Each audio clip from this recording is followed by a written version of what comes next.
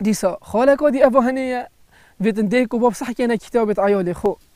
صحكينا دمك وفق كتابي هني تشيتا مدرسة روجانا فيري تشد بيتن أري كتابة خود جال خود باتن أري خاندنا خو درسای پرایوت باتن هر چندکی جارکی صحکیت همی کتابت خو و ساعتی کاچوا اف کسی هنی درس خود خینیتن کاچوا عیالی درست خینیتن داکو یه سرکفتی بیتن گلک جارا اف گازنده ما مصابویه احتمال هیوک یاب سر بچوی دو هیوی سر بچوی دیگه یک جار نصحکی دی کاری و چت خینیتن سردان قطب خانه نکریه نصحکی دی کتابی تو دفتری تو قلمی توی اری که افکار هنی درسایی خواندن خوب پرایوت بات یا نه دیوجا ایده کا بارز بله اف ساله برگو ساله کانیو خواندنیه و هشتا دست پیکو خواندنیه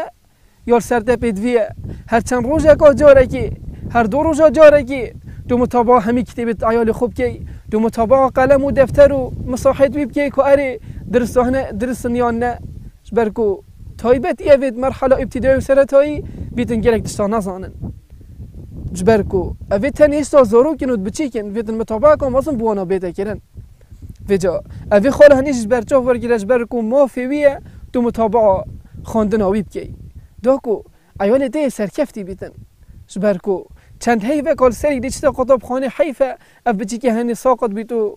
وصالك جي بتشيتن دي فيجا أفيد خاله هنيش جي بجيكا داكو درسها عيال تبشيتن بخينيتن